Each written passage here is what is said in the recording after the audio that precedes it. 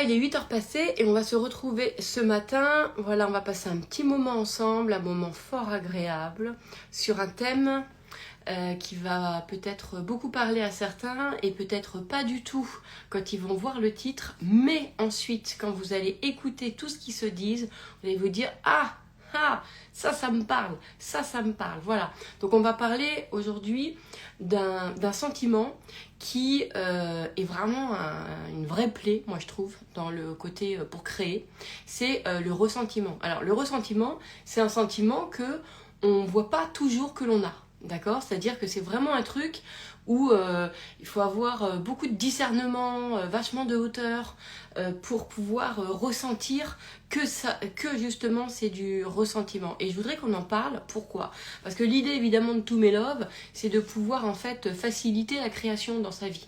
C'est-à-dire que de pouvoir, voilà, on a des désirs, on a des envies, il y a des choses qu'on a envie de vivre, etc. Et de faciliter cet accès à tous ces désirs. Et il y a des sentiments, il y a des émotions, en fait, qui nous emmerdent, c'est-à-dire qui nous figent dans notre système de pensée et qui font qu'en fait, on n'arrive pas à du coup avoir une issue, à aller au-delà. Il y a une espèce de truc là dans sa tête qui reste complètement figé. Et donc moi c'est ces espaces-là en fait m'intéressent, puisque à partir du moment où ça va venir nous bloquer, je me suis dit mais allô quoi, à quelle heure, tu vois, donc non quoi. Donc évidemment c'est les sentiments comme ça qui peuvent nous empêcher.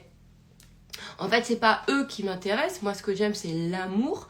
Parce que l'amour, c'est la possibilité. L'amour, c'est l'ouverture. C'est tout ça. Ça m'intéresse. Mais en revanche, sur ce chemin, en fait, dès qu'on sent que là, on n'est pas dans la possibilité, qu'on n'est pas dans l'amour, tiens, c'est on peut se dire qu'il y a un sentiment qui nous plombe, quoi. Et c'est ça qui va être le plus important. D'accord? Alors, il y a des milliards de façons, il y a plein de méthodes, évidemment, de pouvoir créer sa vie, etc.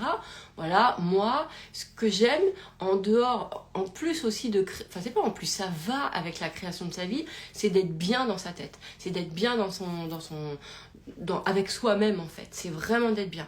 Et le sentiment de ressentiment, et ben lui, il fait qu'on n'est pas bien, en fait. Alors, il pourrait nous donner, par moments, des sentiments, genre de bien-être, parce que, il veut qu'on ait raison, et on se fait croire que quand on sent qu'on a raison, bah ouais, qu'on est dans ses pleins droits, ceci, cela. On a l'impression parfois qu'on est bien, mais en fait pas du tout. Et c'est ça l'idée du ressentiment, c'est que tu crois que tu es dans ton bon droit de ressentir ça, que c'est normal, que c'est légitime, que ceci, que cela. Alors qu'en fait, c'est une plaie, c'est un truc qui te limite, c'est quelque chose qui t'empêche d'aller en fait, de trouver des solutions. Et c'est ce qui fait d'ailleurs que dans les langages, il va y avoir beaucoup de oui mais. Vous savez, le fameux oui mais en fait. Ouais mais bon, oui mais, il y en a plein. Il y a beaucoup de gens. Moi j'ai eu plusieurs clients comme ça où j'ai dit, bah, regarde, à chaque fois que je te propose un truc, tu vas me dire oui mais en fait. Et ça c'est une vraie mécanique de pensée. C'est un vrai truc de merde en fait qui nous empêche de pouvoir aller au-delà. Alors il y a des personnes qui arrivent à se rendre compte de ce fameux oui mais, c'est-à-dire c'est quelque chose qui vient s'opposer à une solution, tu vois. Donc c'est pour ça que je l'ai appelé la solution impossible, parce que ce oui mais il va faire que même si jamais tu lui apportes une solution, ça va te dire ouais mais. Donc c'est intéressant parce que en fait, c'est le fait de se rendre compte. Ah putain, je sens que mes cheveux vont m'énerver là. C'est vraiment le fait de se rendre compte qu'il y a quelque chose en nous qui vient toujours s'opposer à une solution. Donc, pourquoi? Parce que ça nous fait rester dans notre truc, qu'on croit que on a raison dans notre truc. Et en fait, ce qui est formidable avec l'amour, c'est que quand tu comprends que l'amour ne peut pas te mettre des oui mais, quand tu comprends que l'amour ne veut te donner que des perspectives, que de l'ouverture et pas de rester dans ton truc, et ben voilà. Et ben du coup tu comprends que quand t'entends un oui mais, bah c'est pas de l'amour. Alors parce que la solution ne convient pas. Mais oui, mais tu auras toujours une excuse, tu auras toujours quelque chose. Là, je lis le commentaire de Marie-Laure qui dit parce que la solution ne convient pas. Oui, mais parce que tu auras toujours quelque chose qui vient, tu auras toujours une excuse. Donc là, c'est ouais, mais ce qu'on me propose, ça va pas. Ouais, mais ton cerveau, il pourrait très bien se dire, moi, ça m'est arrivé plein de fois, je donne un exemple, on me propose des choses, ça me convient pas, mais mon cerveau, à partir de cette chose-là, il trouve un angle ou il trouve une autre solution. Vous voyez, donc l'important c'est que j'ai la solution. Alors que avec le ressentiment, tu as vraiment un espèce de oui mais. Alors attention, hein, je vous rappelle que je suis pas philosophe, je suis pas psy, je suis pas ceci, je suis pas cela, d'accord? Moi, je vous partage uniquement par rapport, on va remettre un peu le contexte, hein, je suis juste un être humain qui j'ai cette intelligence émotionnelle, on va dire, puisque je ressens tout de toute façon à partir de je ressens tous les champs d'information à partir d'émotions, de sentiments, etc. Et donc, c'est uniquement des analyses personnelles qui fait que j'ai cette capacité de bien décortiquer tout le système de pensée de chaque sentiment, ce qu'elle nous amène, etc., etc. D'accord? Mais je suis pas quelqu'un qui fait une thèse. Mais je pourrais, sauf que c'est trop de taf. Vous savez comment je suis, je pourrais m'inscrire à la fac, me raconter machin, faire un diplôme pour pouvoir déposer mes thèses. J'ai pas besoin de ça pour pouvoir partager ce que je dis. Mais en revanche, il n'empêche que je vous reprécise encore une fois que tout ça, c'est des analyses très subjectives. D'accord? Après, le prenez pas comme des vérités absolues, prenez-les comme est-ce que ça me parle, est-ce que ça me parle pas, est-ce que ça m'aide à cheminer ou pas, voilà. Moi, je pense que c'est mon parcours aussi, c'est comme ça que je vis. En fait, avec ce discernement que j'ai, avec cette capacité à savoir poser les choses, etc. C'est aussi une façon de pouvoir partager, de pouvoir faire apprendre, de pouvoir vivre l'expérience et créer des nouveaux champs d'information. Voilà, donc ça c'est dit. Bref, donc sur le sentiment comment dirais-je? Et en plus, moi, je le fais que dans un intérêt. Cette mèche, elle va me gonfler. Excusez-moi, mais j'ai une mèche de cheveux qui m'énerve. Et donc, je le fais uniquement dans quel but, tout ça? Dans un but de pouvoir, en fait, que ça puisse nous servir à vivre bien, à vivre heureuse et à vivre ce qu'on a envie de vivre dans la vie, quoi. Voilà. Parce que c'est ce que je crois, tout simplement. Mais donc, il y a deux intérêts. Il y a l'intérêt de bien-être intérieur. D'accord, ça c'est un premier, tu vois, genre t'es bien avec toi et c'est important de savoir, bah tiens, à quel endroit, je suis pas dans l'amour là, à quel endroit j'ai un caillou là qui est dans ma chaussure qui est en train de me plomber mon système de pensée et mon système de possibilités déjà, et puis évidemment tout est fait dans un intérêt d'aller créer la vie qu'on a envie, quoi, d'accord, puisque moi j'ai ce prisme là sur la création. Bref, je reviens maintenant au truc, donc encore une fois, quand t'es pas quand t'es dans une perspective j'allais dire de solution et de perspective, voilà, eh bien, même si on t'apporte une solution et que ça te convient pas et que ça ne va pas, tu as quand même ton cerveau qui peut rebondir dessus, tu vois, c'est-à-dire que tu vas écouter quand même ce que la personne te dit et tu vas, ok, éliminer les trucs qui te conviennent pas.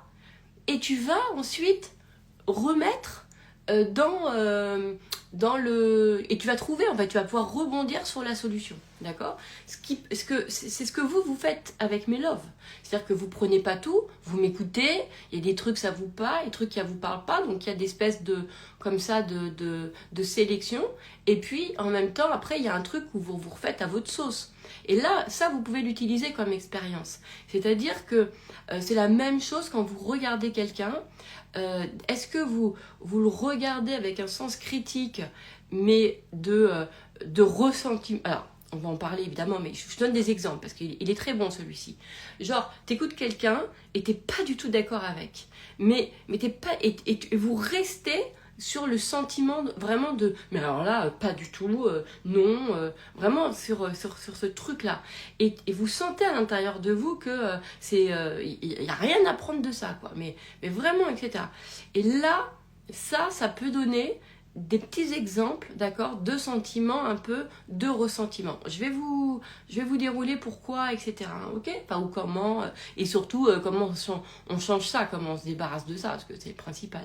Alors que si quelqu'un vous parle et que oui, il y a le sens critique qui est là, c'est-à-dire que vous êtes capable de sélectionner l'information, mais que en même temps vous sentez que finalement ce que la personne vous dit, même si vous n'êtes pas en accord, même si c'est pas ok, il y a votre cerveau, il va choper quand même le truc, parce que ça peut être par association d'idées, ou tu vois, ou moi j'ai beaucoup ça, par exemple, j'ai un sens critique très fort, c'est-à-dire que j'ai ce truc de mon point de départ peut être parfois quelque chose sur lequel ça me parle pas, ça je ressens pas ça, mais du coup j'ai immédiatement une mécanique à l'intérieur de moi qui vient chercher, ok, bah si ça me convient pas, mais qu'est-ce qui me convient alors?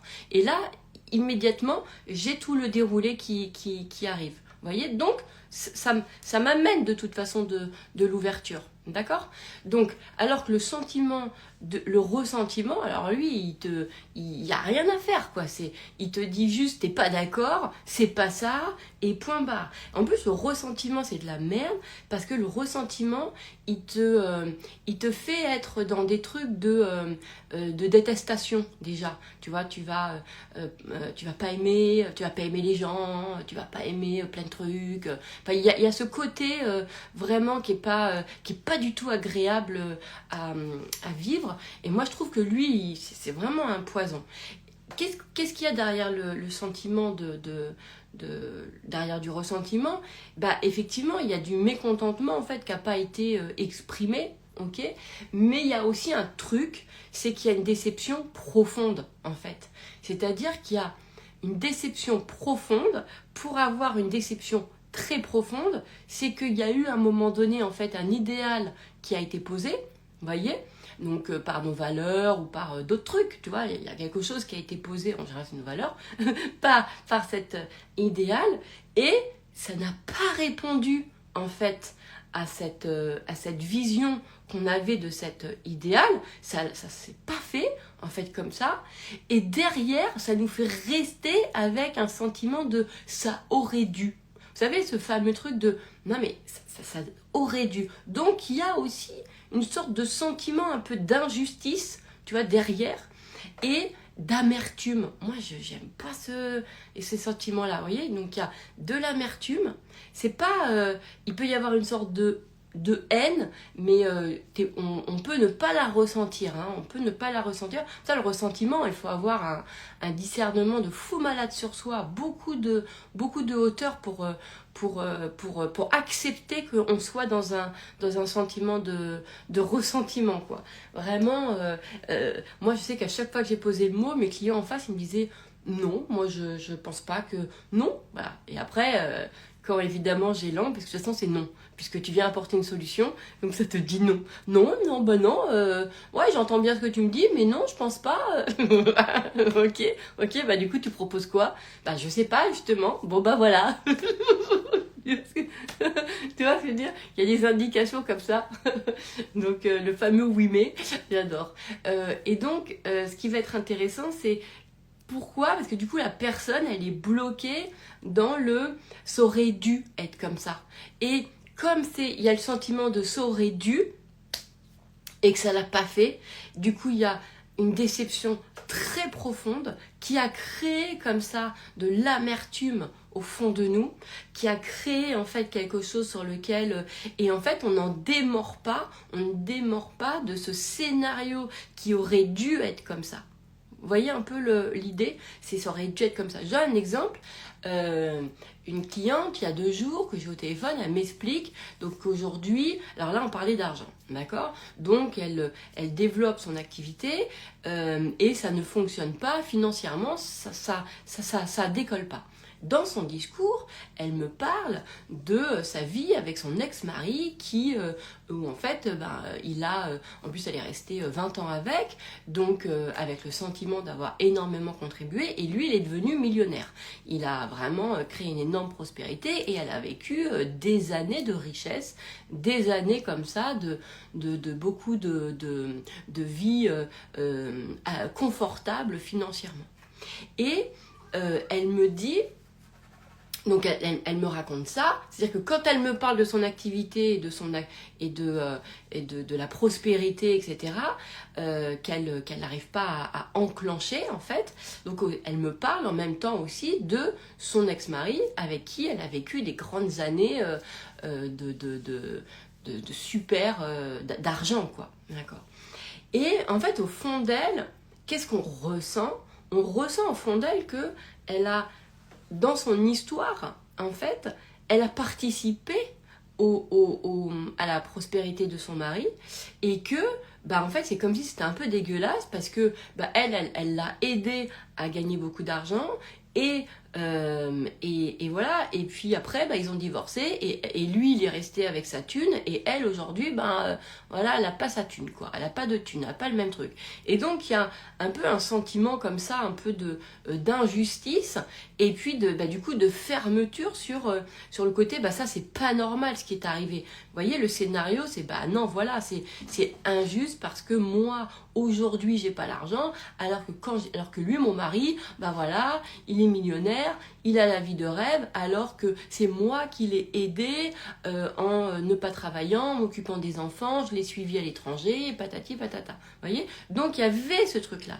Et à un moment donné, en plus, ce qui était assez intéressant, c'est que elle me dit, et je vous donne cet exemple pour à titre, voilà, pour que ça puisse vous peut-être voir si vous-même, vous n'êtes pas dans des scénarios avec du j'aurais dû. Et ça aurait dû être comme ça. Vous voyez? Ok. Donc, et elle me parle également de quand elle était plus jeune. Alors, j'ai eu beaucoup de femmes qui aujourd'hui sont... enfin beaucoup, j'ai eu plusieurs, je dis beaucoup, plusieurs femmes hein, à qui ça arrive, hein, qui ont divorcé d'hommes qui ont créé beaucoup de prospérité et avec cette impression que ils ont prospéré grâce à elles. Vous voyez, je pense à une autre parce que maintenant que j'en parle, du coup j'ai tous les exemples dans ma tête de tous les clients que j'ai eus. Bon bref, là il faut que mon cerveau il se calme un petit peu, que je me concentre que sur la même personne parce que sinon je vais vous donner plein d'autres exemples comme ça. Alors on va se calmer le petit cerveau là. Voilà, on se calme, c'est bon, j'ai mon angle, reste dessus s'il te plaît. Sur la même personne. Parce que là dans ma tête, ça y est, je pense à tous mes clients. Attendez, je reste centrée. Donc, avec ce sentiment justement d'avoir beaucoup contribué pour le couple par leur choix, avec des notions un peu entre guillemets de sacrifice aussi, qu'aujourd'hui elles peuvent ressentir alors qu'à l'époque non, mais on va en reparler, et du coup de cette injustice que bah, de séparation où leur mari, bah, du coup voilà, ils ont de l'argent et elles bah, se retrouvent avec pas du tout les mêmes vies. Donc avec ce sentiment de perte, mais de perte ça aurait dû être autrement. Vous voyez ce truc-là? Voilà. La même chose, hein, ça peut être pareil, hein, sur des vies amoureuses ou par exemple cette espèce d'injustice que genre ton ex-mari ou ton ex-femme t'a fait beaucoup souffrir et aujourd'hui ben, il sait ou elle s'est remariée, elle est heureuse et tout et il y a quelque chose à l'intérieur de toi qui dit c'est dégueulasse, attends, parce que vous êtes seul, parce que vous n'êtes pas remarié et que dans votre logique en fait, dans votre idéal, ça aurait pas dû être comme ça. La réalité aurait dû être tout autre. La réalité, elle aurait dû être que c'est lui ou elle qui devrait être malheureuse et vous qui êtes remariée, heureuse, tout bien, etc. Donc vous voyez là, je suis sûre que vous commencez déjà à ressentir hein, ces petites situations là où on se dit ouais, ça aurait dû être autrement. Donc le fameux ça aurait dû, ça nous rend très amer. Mais en fait, comme ça nous rend amer et en même temps ça nous donne raison. Tu vois, je veux dire qu'on se donne plein d'arguments pour nous montrer qu'on a raison. En plus, il y a le biais de confirmation qui est complètement... alors lui, il réagit de ouf, quoi. Hein, c'est-à-dire qu'il y a tout qui te confirme que tu as raison. Donc, tous les souvenirs, ton cerveau, il va sélectionner. Et je vous rappelle que ceux qui adorent là, le passé, je vous rappelle juste que le cerveau, lui, déjà, un souvenir, il n'y a rien de... C'est jamais intact, d'accord c'est toujours, il y a toujours quelque chose qui est pris à partir d'un angle, à partir d'un truc, qui peut être aussi redéformé par rapport à plein de choses, etc. Bref, et Et donc, ça va être important parce qu'on ne peut pas toujours... en fait, peut-être qu'il y a une distinction à faire. Bon, après, je ne vais pas rentrer dans le débat et je ne vais pas m'éloigner, mais entre le souvenir et la mécanique de pensée qui apparaît, qui nous emmerde. Vous voyez, il y a un truc un peu comme ça, quoi. C'est-à-dire qu'il y a le souvenir qui peut être très libéré et il y a le système de pensée qui emprisonne dans toujours le même type d'image. Et ça, pour moi, c'est peut-être pas forcément ce qu'on appelle un souvenir. Alors encore une fois, hein, je crée des nouveaux trucs, mais on pourrait faire une distinction entre le souvenir et entre l'image qui va être manipulée par le cerveau parce qu'il va venir répondre à des biais de confirmation sur ce qu'on se raconte. D'accord ? Voilà.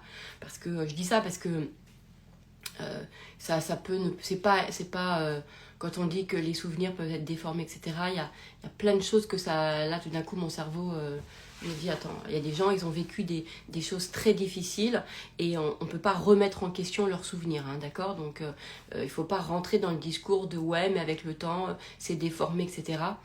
Là, vous voyez, je prends toute la précaution, voilà, c'est vraiment, vraiment important. Bref. Donc, tout ce que je voulais dire, c'est que il y a des mécaniques de pensée et qui se ressentent, qui fait que ton cerveau il vient toujours t'envoyer le même souvenir en fait pour te montrer que tu as raison. Donc toi du coup ça nourrit ton bon droit en fait et vous croyez... C'est quoi ce cheveu là ? Excusez-moi, j'ai une mèche qui me fatigue là. Bref. Et vous croyez du coup que ça vous fait du bien, alors qu'en fait pas du tout. Déjà ça vous pompe de l'énergie. Déjà il faut savoir que si vous êtes crevé, si vous êtes fatigué, ça sert à rien de prendre des vitamines, d'aller vous faire du sport ou de manger de la courgette farcie, bio, machin. Je suis désolée, prenez soin de votre cœur, prenez soin des sentiments qui vous habitent et peut-être que vous n'aurez pas besoin d'aller prendre d'autres choses. Après ça c'est personnel, mais moi je trouve que voilà, qu'est-ce qui fait que vous avez besoin de reprendre de l'énergie ? Bah, regardez aussi à quel endroit l'énergie, elle part. Et les sentiments comme celui-ci, celui du ressentiment, c'est un truc qui te bouffe de l'intérieur. De toute façon, c'est vraiment pas... Mais celui-là, comme je vous ai dit, c'est un sentiment on ne sait pas qu'on l'a. Il y a vraiment un truc... Bref. Donc, il ne nous apporte pas de solution, il nous donne toujours raison, on a toujours le oui mais, d'accord ? Et on va avoir des biais de confirmation qui vont être très forts. C'est-à-dire qu'on va avoir des souvenirs à l'intérieur de nous où on va rencontrer des personnes, où on va avoir des discours, il y a tout un tas de trucs en face de nous qui vont venir nous confirmer que nous avons raison, en fait, d'être dans l'état dans lequel nous sommes. Ok ? Et ça, c'est vraiment important. Donc, ce qui va être intéressant, c'est de pouvoir avoir ce discernement. Et je sais que vous en avez la capacité, ceux qui me suivent, parce que j'en parle beaucoup. Et ceux qui font penser de merde ont aussi cette pratique de se dire, ok, là, dans mon raison, est-ce que ça me rend heureuse ? D'accord ? Et c'est pas évident hein, de se dire, ouais, mais attends, mais je sens quand même que j'ai raison. C'est pas évident hein, d'aller préférer être heureuse que d'avoir raison. C'est-à-dire d'avoir cette capacité d'être en introspection sur ce qu'on se raconte et de nous dire, ouais, mais là, ça me fait mal, en fait. Ça me fait pas du bien. Là, tu vois, je suis amère et tout. Tu vois, ce truc-là. Et de pouvoir te dire, mais même s'il y a tout en moi qui veut avoir raison, je préfère être heureuse. C'est-à-dire, c'est de faire vraiment des choix de confort personnel, des choix d'amour. Pas dans la morale, on s'en tape de se dire « Oui, c'est pas moral d'avoir la haine. » En fait, c'est pas l'idée. L'idée, c'est d'avoir ce discernement de « Mais attends, mais en premier, ça me fait du mal à moi, en fait. En premier, ça me fait du mal à moi. » Donc, parce que c'est pas agréable. Et en plus de ça, ça me fait pas avancer dans ma vie parce que le ressentiment va me faire rester dans mon scénario de bon droit, rester dans mon truc de c'est normal ce que je pense, bah ouais, et en fait de pas en sortir. Et le ça aurait dû, alors c'est donc des solutions de ça aurait dû, D'accord, ça aurait dû être comme ça, quoi. Et ce que je vis, c'est pas normal. Comme ma cliente, c'est, voilà, ça devrait pas être comme ça. Aujourd'hui, lui, tranquille, voilà, moi, je l'ai aidé pendant 20 ans à créer sa fortune. On a divorcé, moi, je me retrouve sans rien, et lui, il a tout, quoi. Donc, voilà. Donc, du coup, qu'est-ce que ça te crée comme sentiment? Eh ben, ça te crée un sentiment de ressentiment. Tu détestes. Il y a, par exemple, tu peux finir par détester les gens. Mais vraiment, tu vois, genre, tu détestes. Toi, et tu crois que t'aimes pas les gens, en fait. Toi, t'as le truc comme ça, là, c'est vraiment de la déception profonde. Vous voyez, c'est un truc, voilà, c'est pas agréable, quoi. Et donc, ce qui va être intéressant, c'est que, donc, après, il y a plusieurs solutions. Dans le développement personnel, et beaucoup de personnes vont vous partager des prismes sur l'acceptation. C'est-à-dire qu'on va vous dire, en fait, qu'il faut accepter ce qui est, il faut accepter. Donc là, par exemple, pour ma cliente, sa solution pour pouvoir passer à autre chose, d'accord, c'est l'acceptation. Ça, c'est pas mon prisme, hein, c'est pas ce que je propose. Mais ça, c'est ce que, dans tous les bouquins, c'est ce qu'on vous dira. C'est l'acceptation, c'est parce que les gens refusent une situation, refusent ce qui s'est passé, donc ils n'arrivent pas à passer à autre chose. Intellectuellement, ça se vaut, c'est complètement compréhensible. D'accord? Intellectuellement, c'est ok. On se dit, bah là, il faut accepter les choses. Ok, pas de problème.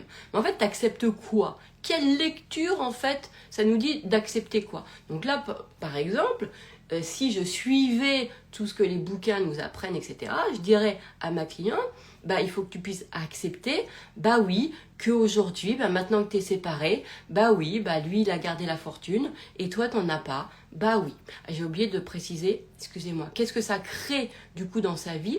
C'est que, il y a un truc en elle qui dit, il y a une résistance à créer de l'argent, parce qu'elle dit, non, c'est pas juste que moi aujourd'hui j'ai à devoir aller créer de l'argent, c'est pas normal, parce que j'aurais dû, en fait, normalement, déjà en avoir. Voilà. Et donc, il y a consciemment, c'est, moi j'ai envie de créer de l'argent, j'ai envie que mon activité se développe, mais inconsciemment, c'est, non, c'est dégueulasse, que aujourd'hui c'est moi qui me retrouve à devoir créer de l'argent. Donc du coup il y a une opposition en fait à vouloir se créer de l'argent par soi-même parce que en fait il y a l'injustice, c'est vécu comme une injustice, donc ça fait un peu comme quand on boude, vous savez, genre on n'est pas content, on boude et on se dit non, j'irai pas, non, je ferai pas de l'argent, non, normalement je devrais en avoir, ça devrait être comme ça, parce que c'est le fameux j'aurais dû. D'accord? Ça aurait dû être à moi, comme ça. Et en plus, cette cliente-là, elle m'expliquait que dans son enfance, elle avait eu en plus des parents qui avaient beaucoup d'argent, enfin qui ont eu de l'argent en tout cas, donc elle a vécu aussi ça. Donc, et elle me le disait. Donc elle me dit, toi en plus, moi mes parents, voilà, ils avaient de la... Enfin, elle disait pas mes parents, c'est moi d'ailleurs qui ai dû lui faire la retranscription de tes parents, mais pas toi. Parents, sur le fait que, elle vient d'un milieu aisé, qu'elle a toujours eu de l'argent quand elle était enfant, etc., voilà. Et donc, on sentait vraiment cette espèce de truc de ça devrait pas être comme ça, je ne devrais pas aujourd'hui devoir gagner ma vie, c'est pas comme ça. Moi j'ai toujours eu de l'argent par mes parents, aujourd'hui par mon ex-mari, voilà, c'est moi qui lui ai permis de gagner de l'argent, etc. Donc il y a cette fameux truc. Alors dans le développement personnel, on va te dire il faut accepter, très bien, accepte que oui, voilà, ça fait partie de la vie, oui, hier tu avais, aujourd'hui tu n'as plus, voilà. Mais en fait, l'objectif, évidemment, finalement, de toutes les solutions qu'on peut vous apporter, l'objectif, c'est de faire avancer le schmilblick. On est d'accord? Donc, peu importe. Ça se trouve, il y a des gens, et dans les gens qui me regardent, là, qui aiment la voie de l'acceptation. Il n'y a pas de souci. L'important, c'est que vous avancez. Donc, voilà. L'idée, c'est pas de remettre en question les méthodes. C'est qu'est-ce qui peut nous faire avancer. Moi, je sais que l'acceptation, c'est pas mon chemin. C'est comme ça, je suis plutôt moi dans le renouveau, dans la création de quelque chose. Moi je sais pas, c'était comme ça, hein, d'accord? Pourquoi j'aime le chocolat? J'en sais rien, c'est comme ça. Bref. Et voilà. Et donc, l'idée c'est que soit effectivement elle puisse se dire, elle accepte, bah ouais, que sa vie d'aujourd'hui ne sera plus jamais comme celle d'avant, d'accord? Donc ça, c'est dans le dev perso, c'est ce qu'on vous dit, l'acceptation de ce qui est, en tout cas de la lecture, parce que ça reste, soyons clairs ensemble, ça reste quand même de l'acceptation d'un scénario, d'une lecture que l'on a sur les choses. C'est-à-dire que j'accepte la lecture qui me dit que avant j'avais de l'argent, qu'aujourd'hui j'en ai plus. Ok, très bien. Parce que je me suis séparée, parce que les données sont plus les mêmes, etc. etc. Bon, ok. Ça reste en fait l'acceptation d'une lecture. Ok, donc si vous pouvez passer par ce chemin-là et peut-être que tout est ok sur ça. Maintenant, ce qu'on peut se dire aussi, c'est d'aller rechanger l'histoire qu'on se raconte finalement là-dessus. Donc là, je vais garder l'exemple de ma cliente, d'accord? Je lui dis, attends, en fait, toi, ce que tu n'as pas accepté, viens, on refait depuis le départ, là, on refait depuis le début. C'est que toi, tu te dis, moi, je suis née avec des parents aisés, donc c'est pas normal qu'aujourd'hui, j'ai pas d'argent, voilà. Mais à la base, en fait, qu'est-ce qui se passe? C'est l'argent. On peut se dire que c'est pas toi qui avais l'argent, c'est tes parents qui avaient l'argent, en fait. Ah, donc là, tout d'un coup, il peut y avoir des résistances de attends, parce qu'on n'aime pas se dire ça. C'est non, mes parents, c'est moi, c'est dans ma famille. Non, je connais par cœur les trucs de ce qu'on se raconte. Bah non, attends, c'est pareil, ma famille, c'est moi, donc non, tu vois. Donc on peut se dire, donc là déjà, moi j'aime bien remettre cette réalité-là, de dire, toi, dans l'histoire que tu te racontes, dans le scénario, c'est en fait, tu avais de l'argent quand tu étais petite. Mais en fait, c'est faux. Toi, tu produisais pas de thunes, c'est tes parents qui produisaient de l'argent. Et toi, dans ta tête, tu te dis que comme c'est à tes parents, c'est à toi. Mais ça, c'est toi qui te racontes ça. L'éducation qui nous fait qu'on se dit ça, ce qu'à nos parents est à nous, je sais pas quoi. Ok, mais si tu avais grandi dans une autre éducation ou dans autre chose et que tu avais d'autres paradigmes, bah, tu remettrais un ordre différent, c'est-à-dire que bah, mes parents, eux, ils avaient de l'argent, c'est l'argent de mes parents, et pas ce qui est à mes parents est à moi. Vous voyez, il y a un truc un peu comme ça. Maintenant, revenons sur la façon dont tu as vécu avec ton ex-mari. Ok, donc toi, ce que tu te racontes, c'est que tu t'es sacrifié pour que ton mari puisse prospérer. Ok, de quelle façon? Bah, t'as pas travaillé, t'as gardé tes gosses, tu l'as suivi en voyage, etc., etc. Ok, soyons ultra honnêtes avec nous-mêmes. D'accord? Ces choix que tu as faits, est-ce que réellement c'est des choix pour l'autre? Ou est-ce que c'est tout simplement parce que toi, dans ce que tu avais envie de vivre, dans tes propres valeurs, tout simplement tu avais envie, pour X raisons, parce que t'aimes le chocolat et on ne sait pas pourquoi et on s'en tape, de rester avec tes enfants et de pas travailler. Donc quel rapport avec le fait que c'est toi qui as aidé la prospérité à ton mari? Tu as fait un choix, toi, d'élever tes enfants, de pas travailler, et de pouvoir te dire, bah, de toute façon, mon mari, il a de l'argent. Mon mari a de l'argent. Oui, c'est lui qui est en train de le ramener. C'est ton choix personnel. T'as rien sacrifié pour l'autre. Faut arrêter de se raconter que on est extraordinaire et que tous les mecs ou que toutes nos femmes, elles ont réussi grâce à nous. Revenons avec un petit peu d'humilité, d'accord? Et revenons aussi un petit peu c'est aussi des choix personnels. On a fait le choix de pas vouloir travailler. Ok. On a fait le choix de garder nos enfants, on a fait le choix de se dire, bah, l'autre de toute façon c'est lui qui ramène de l'argent, etc. Donc on était en pleine lucidité de ce qu'on est en train de faire.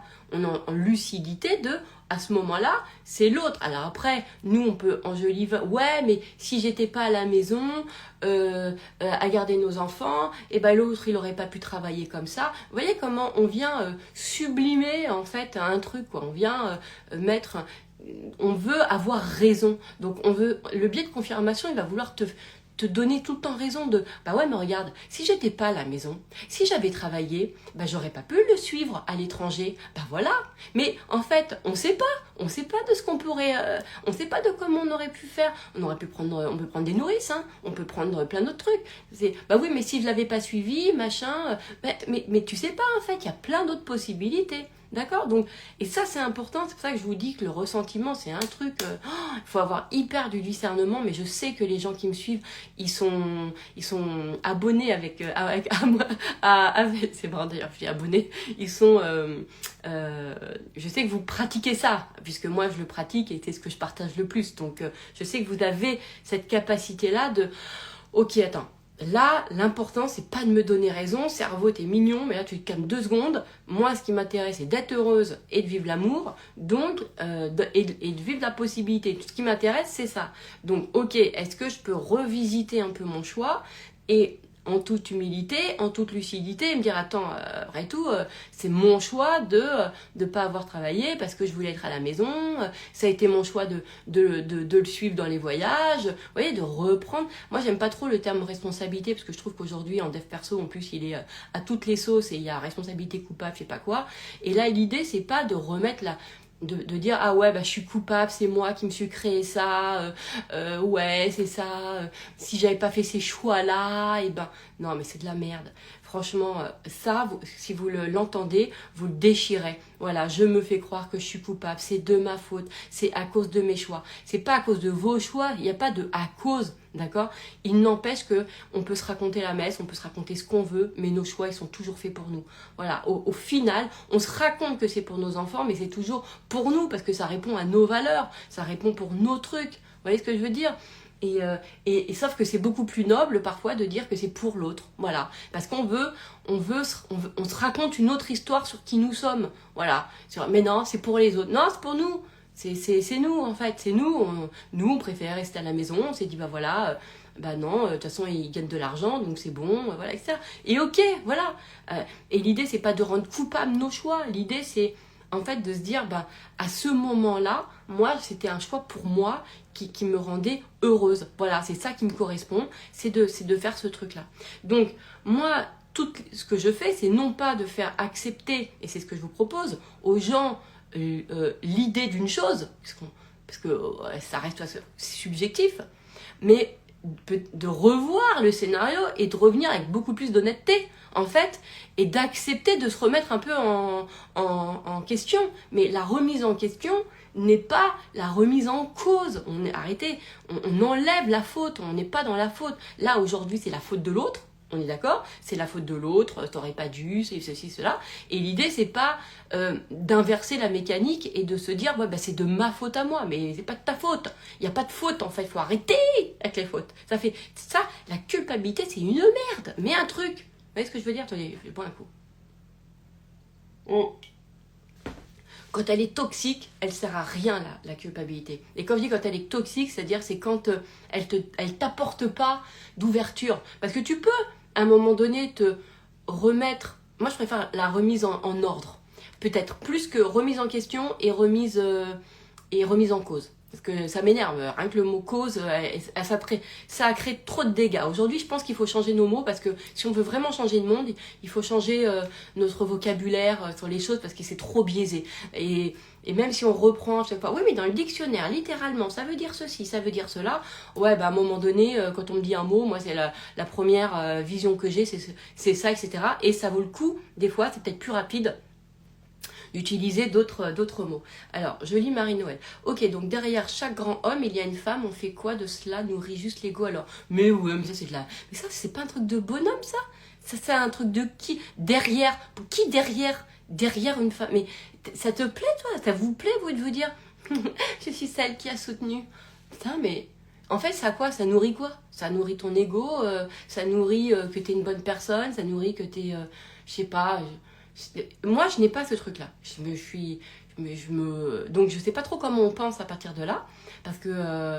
et je me dis même pas, derrière moi, il y a mon mec, il y a un grand homme qui me soutient.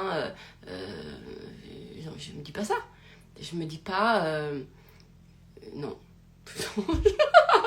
Non, tu vois. Ouais, je n'en sais rien. En fait, moi, je pense que... même si par exemple je peux me dire sur ma communauté que ma communauté elle me soutient, mais elle ne fait pas que ça. Moi, ma communauté elle crée. Par exemple, vous me permettez vraiment de... Je disais ça à l'une d'entre vous la dernière fois, je lui dis, tu vois, moi, ma communauté, elle n'est pas à mon image, mais elle est à l'image du monde que j'aime. Ça veut dire beaucoup de choses. Ça veut dire beaucoup de choses.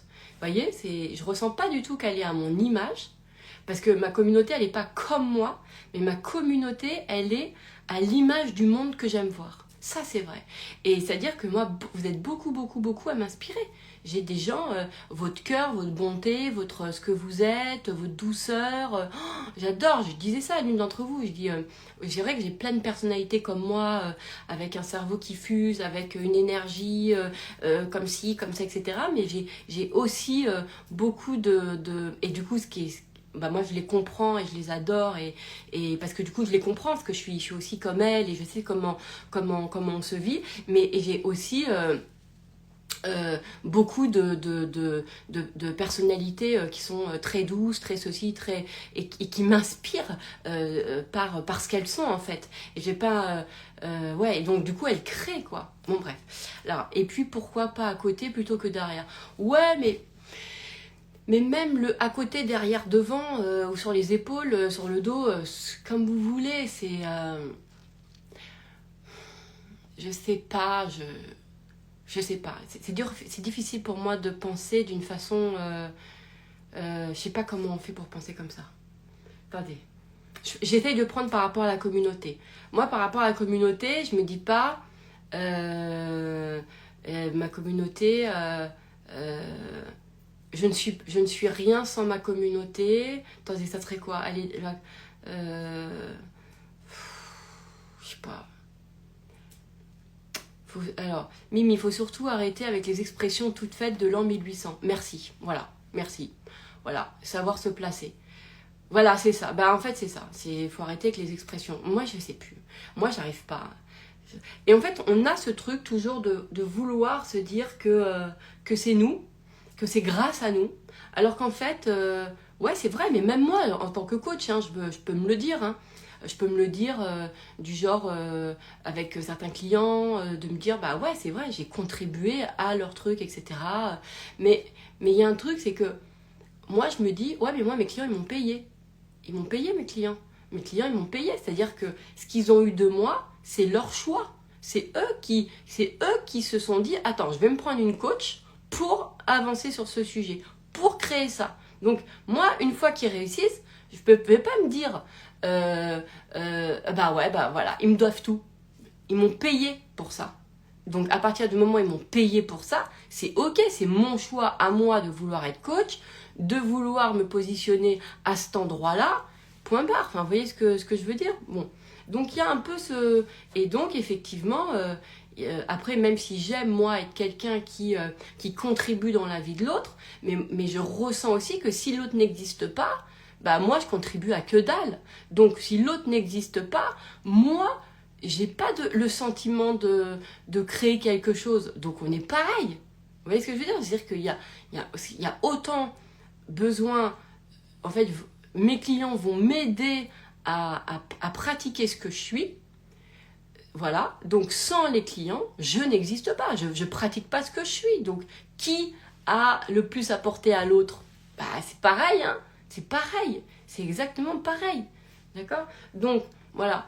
Et effectivement, comme dit Mimi, je suis complètement d'accord avec toi, c'est que encore aujourd'hui, moi, c'est un truc que j'ai jamais pigé, je vous le dis, hein, j'ai jamais pigé les reportages où, genre, on sublimait les femmes des mecs qui réussissaient.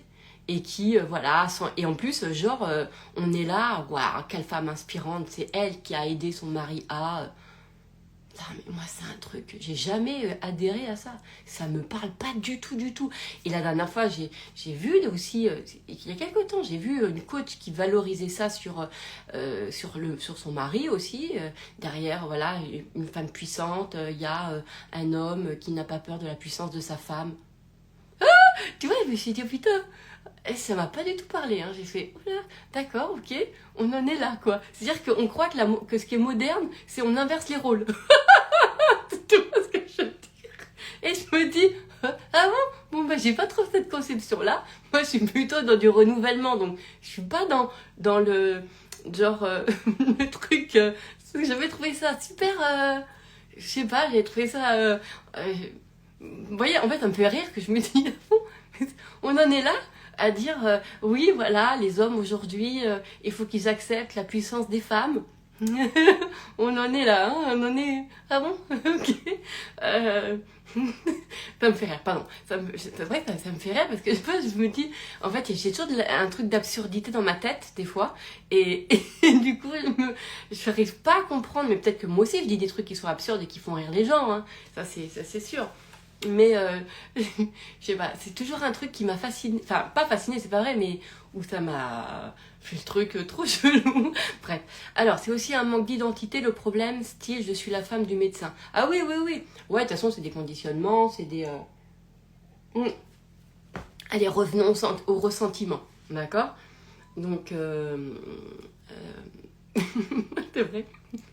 C'est vrai qu'aujourd'hui... Non, mais c'est parce que je repense à tous les posts des femmes, là, qui sont en train d'expliquer comment... ou genre que les hommes... alors ça, je crois que c'est le truc qui me... genre que les hommes n'acceptent pas, il faut qu'ils puissent accepter la puissance des femmes, ou je sais pas quoi. Enfin, il y a un truc... Mais pour moi, c'est pareil qu'à l'époque où c'était les mecs, c'est pareil pour moi. Dès que tu es dans un rapport comme ça de mesure, il y a les mots puissance, les mots force, les mots ouais, il faut ben c'est parce qu'ils n'ont pas eu peur de la puissance de leur femme.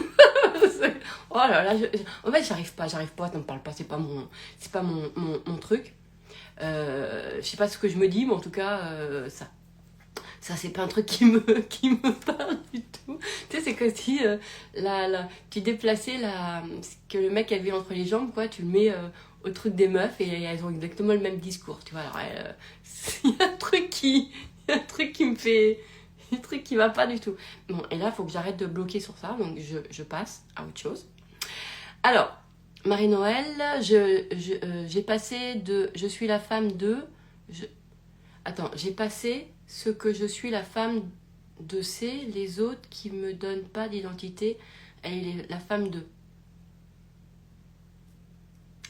Ok. Attends, faut que je relise la phrase. Attends, je vais... Ok. Non, je comprends. Ok. Oui, ok. Allez, je passe, je continue. Donc, sur le ressentiment, parce que c'est super important de pouvoir se dire ça. Donc, on a un truc qui nous dit, en fait, j'aurais dû. Et on veut pas en démordre. On veut pas en démordre de ce fameux j'aurais dû. D'accord? Et c'est ce qui fait qu'on a des scénarios comme ça qui reviennent dans notre esprit. Ce qu'il faut savoir, c'est que ça crée de la déception profonde. La déception profonde crée du ressentiment. Dans le ressentiment, c'est amer. Et ça va nous créer aussi qu'on va venir dénigrer. D'accord? On va beaucoup dénigrer le monde, c'est-à-dire qu'on va le dévaloriser, on va beaucoup le critiquer, on va tout dénigrer. Vous voyez? Ça, c'est un truc qui va être important de pouvoir...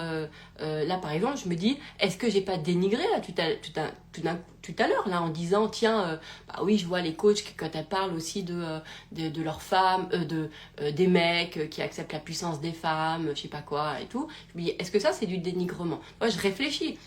Mais je sais que mon cerveau, quand je le dis, mais là, c'est parce que je m'arrête, parce que j'ai un thème, donc je continue. En fait, il est déjà dans un endroit en train de trouver l'utilité de ce discours-là, en quoi il peut aider quelque chose ou certains types de personnes, etc., pour ensuite nous amener peut-être encore à autre chose. Donc quand je suis comme ça, je sais que ça, c'est bon. Parce que là, je suis dans l'ouverture, d'accord? Si c'est pour... pas être ok et machin, ça c'est différent, d'accord? Là je peux me dire ok, tiens, là dans cet endroit là je peux avoir du ressentiment, ok. Vous voyez, c'est tout un... En fait l'idée c'est de savoir à quel moment c'est du ressentiment ou à quel moment justement c'est vraiment du sens critique mais positif, quoi. Tu vois, du sens critique, justement pour faire évoluer les choses, pour faire avancer les choses, etc. Bon, ouais. Je reviens sur mon sentiment. Donc, on est coincé et on n'a pas de solution parce que on ne veut pas de solution. Pourquoi on ne veut pas de solution? Parce que on est dans le ça aurait pas dû se passer comme ça. Ça aurait pas dû se passer comme ça. D'accord? Voilà. Donc, on va s'opposer à tout ce qui est du renouvellement et du renouveau et nous faire passer à autre chose. Et vous voyez un peu l'enfermement, en fait, c'est une prison. Ce qui va être intéressant, c'est que le sentiment qui va dominer ça, c'est un sentiment d'impuissance. En fait, on va avoir de l'impuissance. Et donc, on va ressentir beaucoup d'impuissance puisque c'est l'impuissance de trouver une solution, puisque on est animé par le fameux « ça aurait dû être autrement ». Vous voyez ce que je veux dire? On reste là-dessus par ce truc d'injustice, en fait. D'accord? Par ce truc de déception. Après, il y a des gens, on peut aller dans le rejet. Hein. On peut aller carrément on peut aller jusqu'au rejet. Mais là, c'est vraiment la déception profonde. Parce qu'il y a eu, à un moment donné, un idéal posé. D'accord? Ça, par exemple, sur... on peut l'avoir... D'ailleurs, je lisais ça. Je ne sais plus dans quoi j'ai vu ça. Ou d'ailleurs le ressentiment, ça peut être même sur des sentiments collectifs, vous voyez, sur par exemple des États qui sont corrompus ou qui sont, vous voyez, il y a quelque chose en fait qui nous met dans un état de, tu vois, c'est pas normal, ça devrait pas être comme ça, c'est parce que il y a un idéal qui est posé, par exemple, sur un État, ça ne doit pas être corrompu, ça doit être comme ci, ça doit être comme ça doit protéger les gens, ça doit... Et donc, tout d'un coup, ça nous met dans des situations vraiment où on n'accepte pas, en fait, que l'État soit autre chose, et on n'accepte pas qu'il y a eu cette corruption, et du coup, on reste dans cette opposition, et on ne fait pas avec la situation. D'accord? On ne fait pas avec la situation, on n'arrive pas du coup on la combat, on la résiste et on se refuse en fait de s'apporter autre chose. Vous voyez ce que je veux dire? On refuse en fait.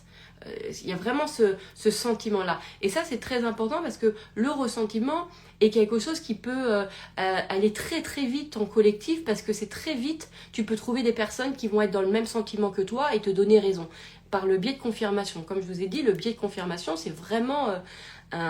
c'est vraiment quelque chose qui va venir nourrir ta mécanique. Donc, dès qu'on va être dans du ressentiment, on va vouloir se donner raison, on veut avoir raison, on est emprisonné. Et donc, on va choper toutes les personnes qui vont nous donner raison. Donc, par exemple, tu as du ressentiment avec une personne, tu vas avoir direct... ton cerveau, il va trouver les personnes qui vont dire « Ah ouais, t'as raison, parce que cette personne-là, moi je la connais, ah ouais, elle est comme ça, hein, elle est comme ci, elle est comme ça. Hein. » Vous voyez ce que je veux dire? Donc ça c'est important, c'est de comprendre et d'avoir ce discernement, d'avoir cette hauteur-là, et de le savoir, qu'on va aller chercher ce qui va nous donner raison. Donc on va trouver les personnes qui vont nous confirmer que l'objet de notre détestation, ouais, c'est légitime, c'est vrai, etc. Moi, j'ai de la chance, j'ai une chance, c'est que je suis entourée de personnes qui n'ont pas les mêmes avis que moi. C'est vrai, hein? Sur des gens, par exemple, sur beaucoup de choses, d'ailleurs, sur beaucoup de choses. Et ça, c'est vraiment une chance que j'ai, parce que ça me rappelle à chaque fois le côté, ça c'est ton sentiment à toi, c'est ta réalité à toi, mais ça veut pas dire que c'est la vérité. Et ça c'est canon, en fait. C'est vraiment canon parce que, et je sais aussi que pourquoi je suis entourée de personnes qui vont avoir des avis différents de moi. Pourquoi ? Parce que ma croyance sur justement la diversité et la richesse de la diversité et la liberté, elle est beaucoup plus importante que mes conditionnements. C'est-à-dire que pour moi, la diversité, c'est la liberté. Plus il y aura des opinions différentes, plus justement ça nous donnera la possibilité de nous dire, tu vois, il y a d'autres options à ce que l'on pense. Déjà, pour moi, c'est ça la liberté. C'est la perspective en fait, d'accord ? Donc la diversité. Et la diversité, vous voyez tout ça. la liberté, en fait, est beaucoup plus grande dans mes croyances que mes conditionnements. Donc c'est pour ça. C'est pour ça que par exemple, j'adore, parce que moi, à part un de mes deux garçons qui est très croyant, mais sinon, personne n'est croyant autour de moi. Donc ça me ramène à... et j'adore, parce que ça me ramène à, ok, toi tu étais croyante, mais c'est pas parce que toi tu crois en Dieu qu'il existe pour tout le monde. Et c'est formidable. C'est formidable parce que... et en fait ça me donne beaucoup de liberté, beaucoup plus de liberté que d'avoir que des gens qui sont comme moi. Par contre, là où on est ensemble, là où on se ressemble, là où on se retrouve, évidemment, c'est dans l'acceptation des uns des autres, de ce qu'on croit, etc. Et on va... moi-même, j'ai des idées où, à aujourd'hui, par exemple, ce qui se passe avec Dieu, je peux avoir un entourage qui me dise, tu vois, j'y crois pas, mais je trouve que quand on parle, c'est tellement beau que ça donne envie de s'y intéresser. C'est beau ça. Tu vois, je me dis, tu vois, c'est beau, c'est super. Et ça, j'adore. Et donc ça, c'est mes valeurs de liberté qui sont de toute façon dans mon décor plus importantes que mes propres conditionnements. D'accord ? Donc ça, je peux le voir de cette façon-là.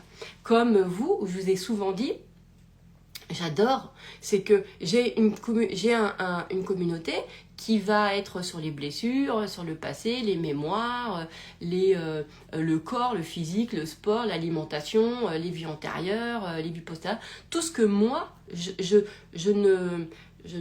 sais pas si ça se dit, je ne prêche pas. Vous voyez ce que je veux dire ? Et du coup, le fait qu'il m'apporte tout ça, je trouve ça génial, parce que ça me dit, tu vois, on n'a pas les mêmes points de référence, on n'aime pas les mêmes angles, on n'aime pas les mêmes trucs, et pourtant, on se suit. On est dans la même communauté, dans le même monde. Mais parce que, justement, j'aime cette diversité, parce que j'en vois son apport. J'en comprends la liberté que ça nous apporte, vous voyez ? Et en plus, ça me touche encore plus, moi ça m'inspire, parce que je me dis, tu vois, c'est génial en fait, c'est beau t'as des gens qui ont même pas les mêmes centres qui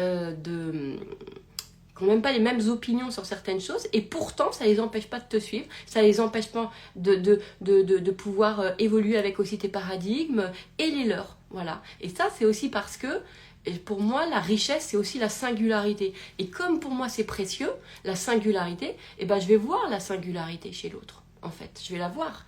Et effectivement, la singularité, c'est que je ne vais pas la voir dans quelque chose où on est... En fait, ce qui est commun, ce qu'on a tous en commun, c'est une singularité. Voilà, moi, je vais voir ça, par exemple. Et donc, mais je vais pas voir que la personne, elle est comme moi, avec le même truc que moi.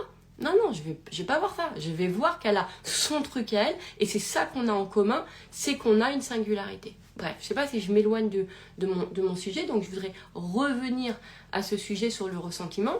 C'est quelque chose qui est très facilement embarquable dans du collectif.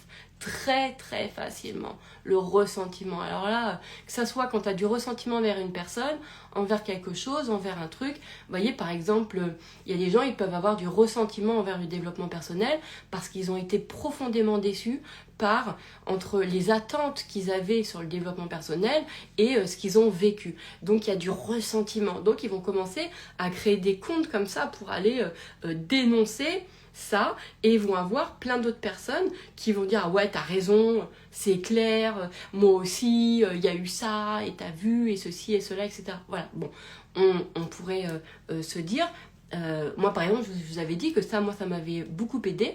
J'avais beaucoup aimé, j'aime beaucoup les contes qui sont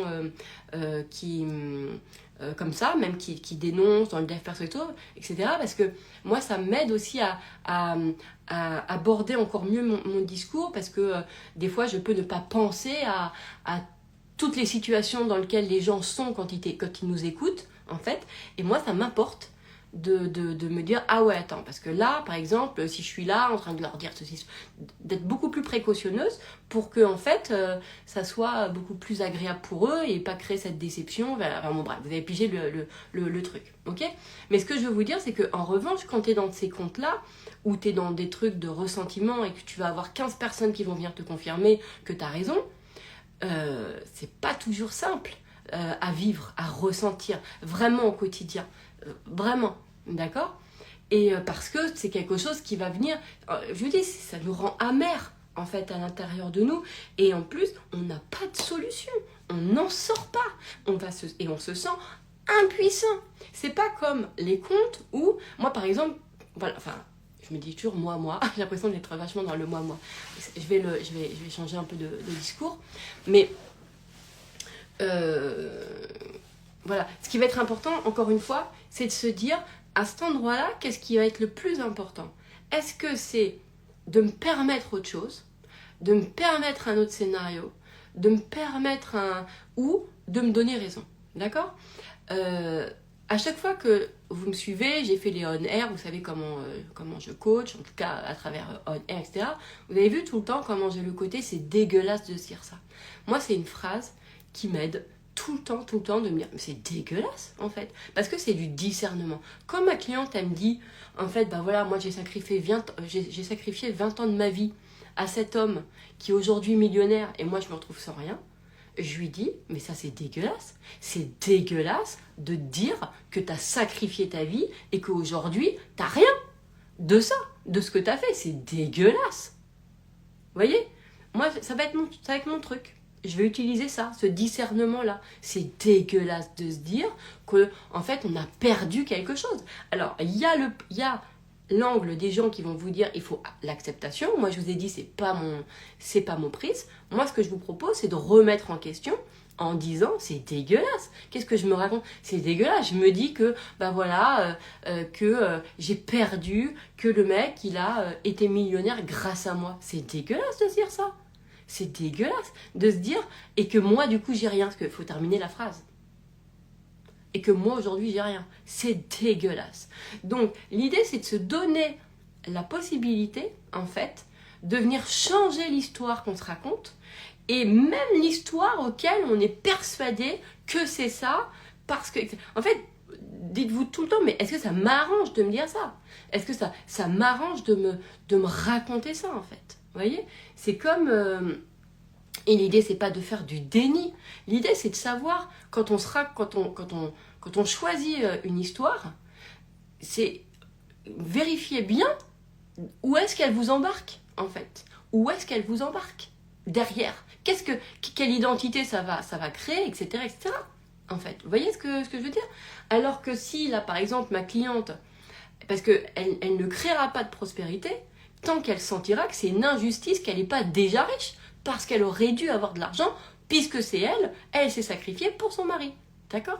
Donc ça, donc il y a quelque chose par exemple où c'était vraiment important de pouvoir se dire que, et si elle se disait justement que de toute façon, si elle ne va pas chercher sa propre prospérité, en fait du coup ça fait que tu es toujours en dépendance à l'argent de l'autre en fait. D'accord? Tu es toujours en dépendance de l'argent de l'autre. Parce que ça aussi, on peut se le raconter. Vous voyez ce que je veux dire?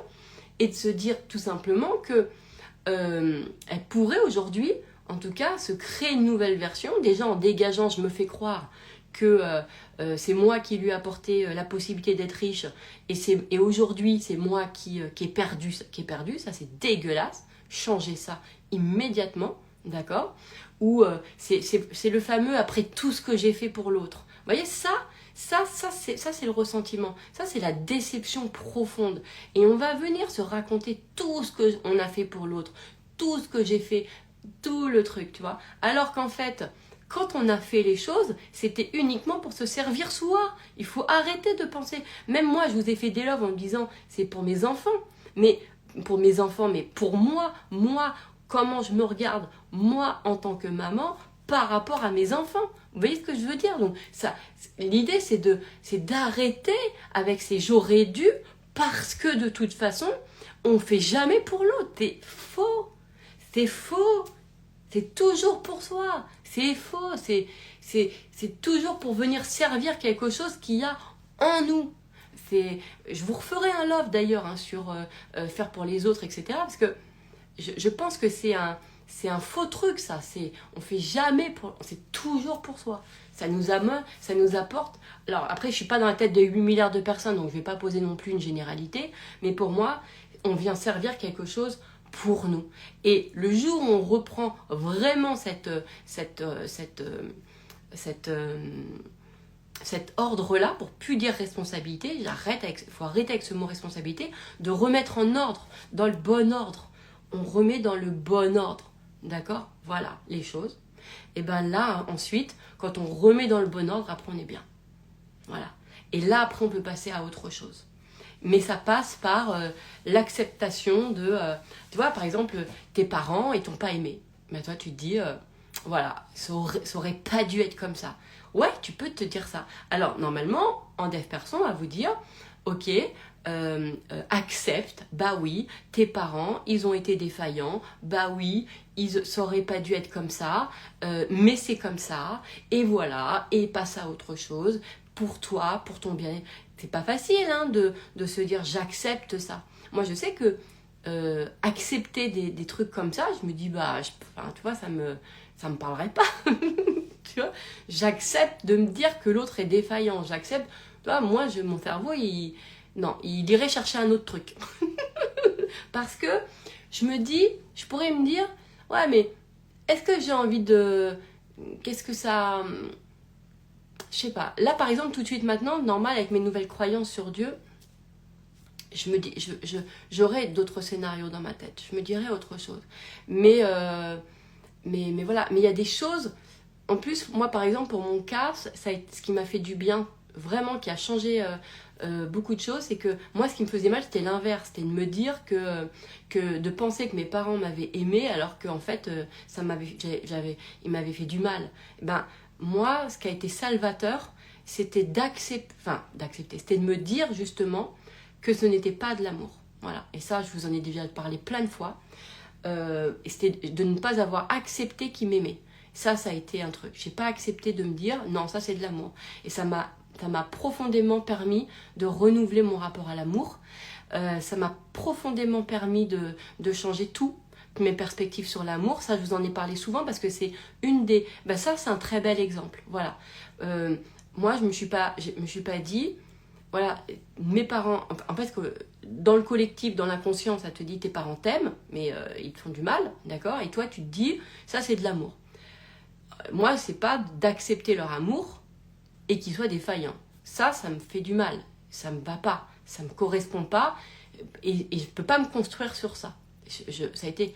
Et il y a maintenant longtemps, hein, plus de 10 ans, et vraiment, et d'ailleurs pour mon père, même encore mieux, voilà, et je vais même vous raconter quelque chose qui a été vraiment, qui m'a à 30 ans, ça m'a tout changé comme prisme. C'est justement, là je vous parle pas de quand j'avais 30 ans, mais de mes parents, de me dire en fait non, ils m'ont pas aimé. Et c'est parce que ça, c'est pas de l'amour.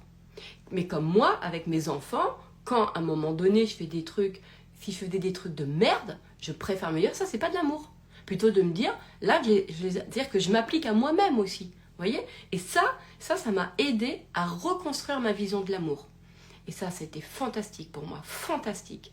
Ça a été vraiment, vraiment, vraiment... C'est-à-dire que vraiment, au lieu je mets vraiment les dysfonctionnements en dehors de l'amour. Et voilà. Et même pour moi, c'est ok. C'est complètement ok. Ça m'a tout changé. Et moi, encore une fois, je vous remets une situation. Par exemple, un autre truc. Nous, on a eu, dans l'histoire familiale, c'est le père qui a abandonné ses enfants. On a même été au tribunal pour abandon de famille, enfin ouais, tout le truc, abandon de famille, ok, donc ça c'est l'histoire qui se dit, hein, ok, comme ça et tout. Et moi, quand j'ai eu 30 ans, j'ai eu peut-être un peu plus, mais on s'en fout de l'âge, ça se trouve j'avais 35 ans, donc bon bref, parce que moi et le temps, et un jour, en fait cette histoire-là, en fait je n'arrivais pas à passer à autre chose, parce que j'avais tout le temps dans ma tête ce truc d'abandon, vous voyez ce que je veux dire? Et évidemment on te dit, bah il faut accepter, mais moi en fait je n'arrivais pas, parce que c'est pas mon paradigme, l'acceptation c'est pas ça, moi c'est pas dans ce truc-là, mais c'est vrai que quelque part, tu vis quand même avec l'histoire que tu as été abandonné par ton père. Vous voyez? Et moi, j'ai eu un truc, c'est que un jour, je peux pas vous expliquer ni comment, ni pourquoi, et tout, me suis dit, oh, en fait, j'ai tellement en moi la liberté que en fait, un truc qui est vraiment... alors, je vais redonner la responsabilité de 100% connard, hein, vous savez ce que... C'est-à-dire que de toute façon, voilà, Et je me suis dit, mais en fait, j'ai eu la chance d'être protégée de cet homme. C'est-à-dire que, comme il est parti, bon, j'étais quand même ado, donc voilà, il avait fait beaucoup de dégâts, mais j'ai eu cette chance de ne pas l'avoir dans ma vie d'adulte. J'ai eu cette chance que, en fait, quelque chose... En fait, j'ai eu cette chance qu'il a pu sortir de ma vie. Et franchement, ça a été une protection. Alors, je me dis pas, en fait, la seule chose qu'il nous a faite, c'est qu'il nous a protégés. Voilà, je me dis pas, je lui donne absolument pas, je lui donne aucun truc, aucun crédit. Je lui donne, à aucun moment, j'irai le remercier, mais jamais de la vie, vous connaissez comment je suis. Je ne vais pas remercier les gens qui font de la merde, il n'empêche. Vous voyez? Mais je me suis dit, il y a quelque chose qui nous a protégés de cet homme, en le faisant partir de nos vies avant qu'on soit à l'âge adulte, en fait, parce que c'était quelqu'un de très très très mauvais, de cruel, de machin, donc avec beaucoup d'emprise et tout. Donc il y a eu vraiment quelque chose, en fait, et de salvateur. J'ai été protégée, en fait, j'étais protégée, et du coup j'ai plus jamais eu cette histoire d'abandon, plus jamais. Alors l'idée, c'est pas de mettre du beau sur du drame, hein, c'est pas du tout ça, c'est que finalement ce n'était pas un drame, c'était pas mais il n'empêche que je suis, enfin, vous voyez, c'est que, et je lui donne quand même 100% de ça. En fait, moi je lui donne rien comme truc positif, faut savoir, hein, rien du tout. Par contre, je me suis dit, putain, en fait, on a eu trop de chance qu'il se barre, parce que comme ça, on avait pu à être sous son influence, sous son emprise, Puis ça aurait été catastrophique s'il serait resté dans nos vies en tant qu'adulte. Oh, mon Dieu, mais on a été protégés là-dessus. Et ça, je me dis ça. Vous voyez, et ça, c'est un truc... où vraiment ça m'a permis, le jour où je me suis dit ça m'a permis de passer à autre chose. Mais complètement, quoi. Sans me dire, ah bah je vais le remercier. Non, rien à voir. Sans passer par le mode pardon. Non, mais même pas. C'est que je me suis donné cette possibilité, en fait, de lire autre chose de cette histoire. Parce que le truc d'abandon crée du drama en permanence. En plus, moi, dans mes valeurs, on n'abandonne pas sa famille, on ne fait pas ceci, on ne fait pas cela. Alors qu'en fait, c'est faux, ce que je dis. Parce que moi, si mes enfants, pour eux, j'étais toxique et que je ne suis pas quelqu'un et que je suis une mère qui leur fait du mal, ben moi, pour moi, je veux qu'ils s'éloignent de moi. Voilà. Et ça, c'est mon vrai. C'est-à-dire que je me faisais croire que... en fait, les valeurs, c'est tu quittes pas ta famille, tu dois ceci, tu dois cela, alors qu'en fait, dans mes vraies valeurs à moi, c'est pas comme ça du tout. Dans mes comme aujourd'hui, moi je suis comme ça, je le dis, dans les gardes des enfants, je suis désolée, c'est pas parce que c'est le père ou parce que c'est la mère que l'enfant doit continuer à voir son père et sa mère. Je suis désolée, moi dans mes conceptions, le lien du sang ne prime pas sur la maltraitance, pas du tout. Alors là, pour moi, c'est... Et je m'en tape royal de tout ce qu'on peut raconter. Voilà, pour moi, pas du tout. Et du coup, vous voyez, ça m'a permis, c'est-à-dire que, en fait, c'était voir, ce n'est pas normal qu'un père abandonne ses parents, mais allô, le père, il est maltraitant, il est horrible, machin et tout, si, bah, heureusement qu'il s'est barré, heureusement, vous voyez ce que je veux dire? Donc, c'est pas... Mais vous comprenez un petit peu, et ça...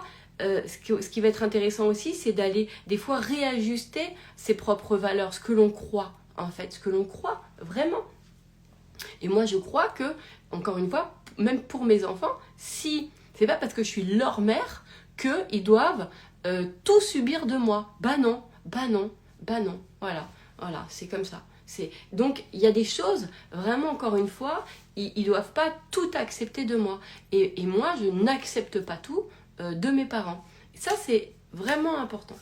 Une de mes amies a été trouvée dans une poubelle bébé et c'était le plus beau geste d'amour de la part de sa mère car on l'a retrouvée. Elle a été adoptée avec une belle vie. De toute façon, voilà. Ce qui va être important, c'est... alors moi, c'est vrai que ça me fait quand même un truc, genre le geste dans la poubelle, quoi. Je me dis, bon, bref. Mais après, voilà, je suis pas la personne et l'important c'est comment elle le vit, comment elle est, etc. Mais c'est vrai que là, dans la phrase, je peux pas m'empêcher là de tilter sur la phrase de tu vois, on l'a trouvé dans la poubelle. Là, ça me fait un truc. Voilà. Tu m'aurais écrit, elle a été, voilà, elle a été laissée et trouvée par une autre famille. Toi, ça me ferait pas le même effet là. Le détail de la poubelle me perturbe. Mais voilà, bon. Après, je veux pas ouvrir là-dessus. En tout cas, voilà, je vous ai fait un love. Je voulais juste pour vous dire. C'était source de sentiments, de ressentiment qu'on a beaucoup de mal à trouver à l'intérieur de nous, à souligner à l'intérieur de nous, qu'on a du mal à reconnaître à l'intérieur de nous, parce que c'est ce qu'elle a vécu. Oui, mais c'est le choix de tes mots, en fait. C'est toi qui as... Enfin, après, sans doute que tu dis ce qu'elle dit aussi. Mais c'est comment toujours on présente les choses. Mais bon, bref, passons sur le sujet. Parce que sinon mon cerveau là il part déjà dans une autre histoire et je voudrais clôturer sur le ressentiment. Donc, et loin de moi, vous savez, l'idée de quand c'est de la merde, c'est de la merde. D'accord, quoi qu'il arrive. Quoi qu'il arrive. Moi, quoi qu'il arrive, mon père, c'est de la merde. Je le dis, j'ai aucun problème à dire ça. Je reconnais. Et voilà, et il n'y a rien et jamais j'irai remercier Dieu d'ailleurs pour... Merci pour ce père de merde que tu m'as filé parce que grâce à ça, je suis devenue comme ci ou comme ça. Moi, il faut savoir que jamais je ne redonnerai la moindre... Il y a rien de merde... Enfin, il n'y a rien qui m'a construit dans la merde. Voilà. C'est l'amour me construit. Mais jamais la merde. Et pour le respect que je suis, pour le respect des souffrances que j'ai eues aussi, pour le respect de tous les sentiments que j'ai vécus, jamais je remercierai. Parce que d'ailleurs, je ne me dis pas que c'est Dieu qui m'a donné mes parents. Je sais pas ce que je pense de ça. J'en sais rien. Mais à aujourd'hui, je me dis pas, mais tu vois, d'ailleurs, moi, je cautionne pas ces trucs-là. Je vous ai déjà dit, moi, mes enfants, je les aime et je me dis pas, tiens, je vais devenir une mère horrible, comme ça, ils vont apprendre ce que c'est que la souffrance, comme ça, ils vont devenir plus ceci, plus cela, n'importe quoi. D'accord? Donc, non, j'ai pas cette vision-là.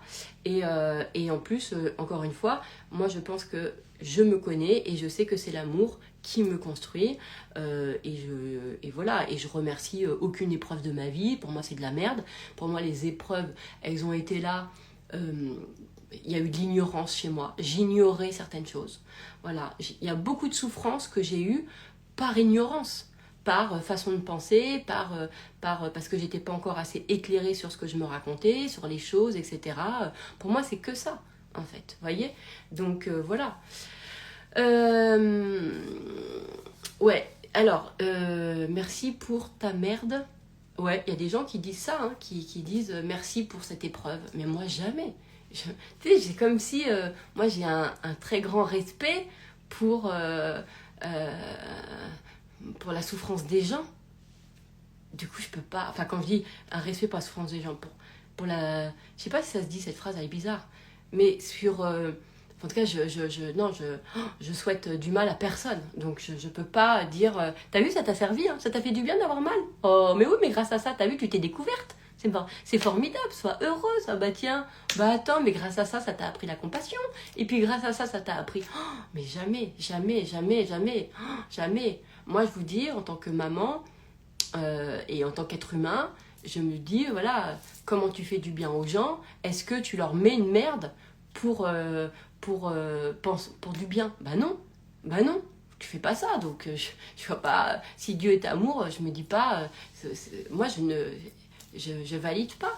Mais en même temps, je comprends que ça a son utilité pour les personnes qui ont besoin et qui ressentent ce prisme-là et qui ont besoin de poser des mots sur ce qu'ils ont vécu pour pouvoir passer à autre chose et de sublimer des blessures ou des événements douloureux pour pouvoir passer à autre chose. Si c'est une voie qui convient à certaines personnes, magnifique. Moi, je vous ai dit, je déteste la souffrance et jamais je veux me dire que cet événement-là m'a été utile. Si je l'ai souffert, non. En revanche, je me dis, je peux le dire, en fait, je l'ai vécu parce que j'étais encore ignorante. J'ai encore pas fait gaffe à mon discernement, à ce que je me racontais, à cette histoire et à ceci et à cela. Parce que c'est ça, en fait. Parce que les événements, c'est aussi un petit peu comme ça. Et après, il y a des choses qui sont vraiment de la merde, de la merde, d'accord, qui sont vraiment dégueulasses. Dégueulasses.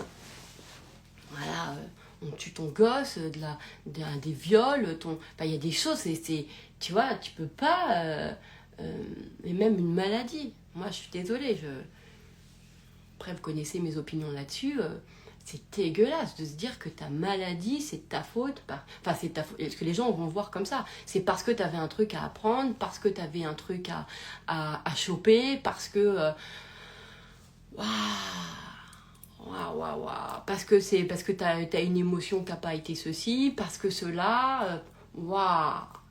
Tu sais, moi, je me dis, waouh, on est venu à accepter ça, quoi. Après, j'en ai déjà fait plein de love là-dessus, hein, donc vous connaissez, je me dis, il faudrait peut-être quand même qu'on change de paradigme, hein, parce que toujours comme ça, se dire, grâce à ça, ou grâce à cette maladie, même si je sais, il y a des milliards d'exemples, hein, des gens qui disent, ouais, mais moi, si cette maladie, elle m'a appris ça de moi, cette maladie. Mais moi, je me dis toujours, gars, t'as souffert, non, à un moment donné, quand même, dans la maladie, ça, je sais pas, t'arrives à te dire que cette maladie, je sais pas, est-ce qu'on peut pas s'apporter peut-être d'autres trucs, d'autres angles, d'autres ceci, d'autres cela, je sais pas, il y a des choses... Bon, passons. L'important, c'est que de toute façon, ça soit des vérités qui correspondent aux gens. Voilà, moi, je vous expose la mienne.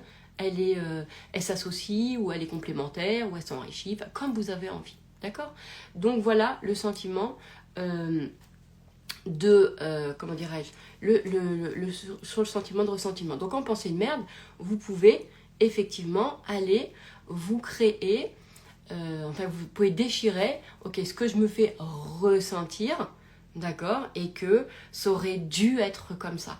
Et de voir, c'est ça qui nous enferme, c'est une prison, le fameux ça aurait dû. On refuse un autre scénario. Donc remettez en ordre un petit peu la scène, les choses, d'accord, remettez-le comme ça et donnez-vous de la perspective. Donnez vraiment, c'est comme, il y a des personnes où je leur dis, si tu n'attends pas d'une justice physique, attends à ce moment-là, dis-toi qu'il y a une justice céleste, par exemple, c'est un exemple. Mais on peut se dire ça, t'inquiète pas, tu vois, fais confiance à autre chose. Et l'important, c'est de se donner une perspective pour pouvoir sortir de là. Et les personnes disent, non, mais moi, je veux qu'elle soit condamnée de cette façon-là, qu'il se passe ceci, qu'il se passe cela. Je dis, ok, qu'est-ce qui est le plus important là aujourd'hui? C'est la condamnation de la personne ou que tu puisses passer à autre chose? Sincèrement là, regarde, c'est quoi qui t'emprisonne le plus? Voilà. Donc, et l'idée, c'est pas de faire des compromis sur ce qu'on veut. Vous me connaissez, vous savez que moi, à quelle heure je vais faire des compromis, d'accord? Mais de se dire, ok, déplace la chose. Qu'est-ce que tu pourrais te dire? C'est de s'ouvrir à des nouveaux principes de vie, à des nouvelles croyances. C'est ça qui est génial dans les croyances, c'est qu'elles sont tellement... il y en a des milliards, donc choisissons d'autres croyances pour nous apporter justement des choses en fait, des nouvelles perspectives. Voilà. Allez, je vous embrasse et j'espère que ça vous a aidé. N'hésitez pas à m'en faire part en tout cas. Et puis je vais le mettre en podcast comme il est assez long, je vais le mettre tout de suite en podcast pour que vous puissiez l'écouter.